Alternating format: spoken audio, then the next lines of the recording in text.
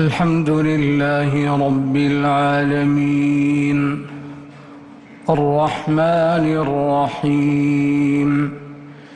مالك يوم الدين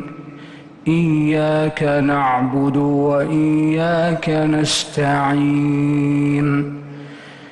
اهدنا الصراط المستقيم صراط الذين أنعمت عليهم غير المغضوب عليهم ولا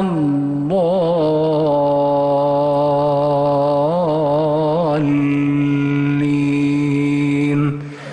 آمين.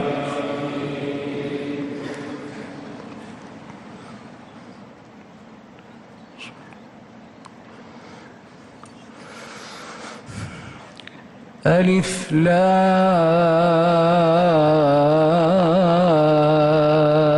لام را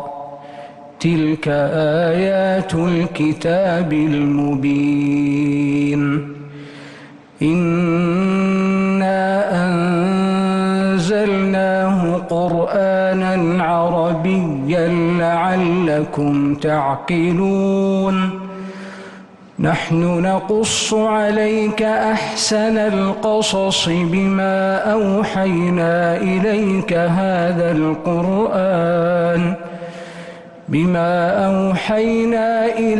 هذا القرآن وإن كنت من قبله لمن الغافلين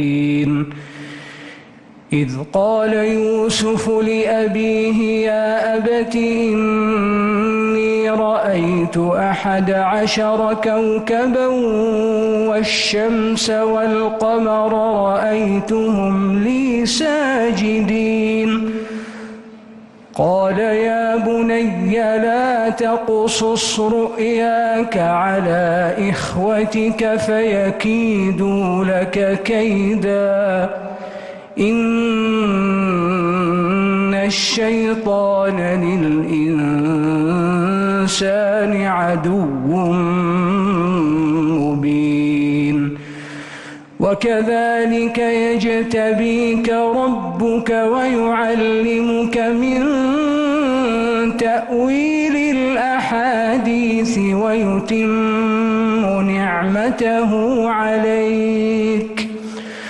ويتم نعمته عليك وعلى آل يعقوب كما أتمها على أبويك من قبل إبراهيم وإسحاق إن ربك عليم حكيم لقد كان في يوسف وإخوته آيات للسائلين إذ قالوا ليوسف وأخوه أحب إلى أبينا منا ونحن عصبة إن أبانا لفي ضلال مبين اقتلوا يوسف أو اطرحوه أرضا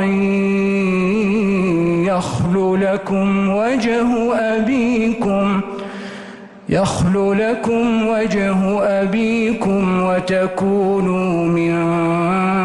بعده قوما صالحين قال قائل منهم لا تقتلوا يوسف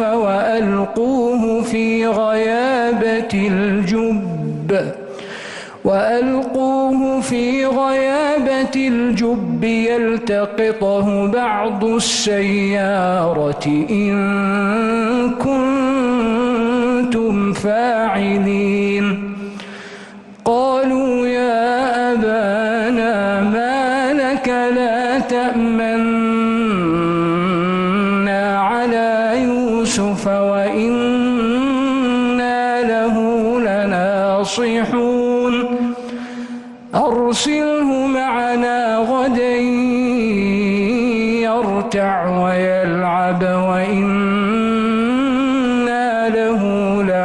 حافظون قال إني ليحزنني أن تذهبوا به وأخاف أن يأكله الذئب وأنتم عنه غافلون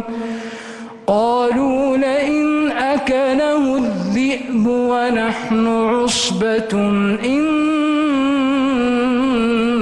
إذا لخاسرون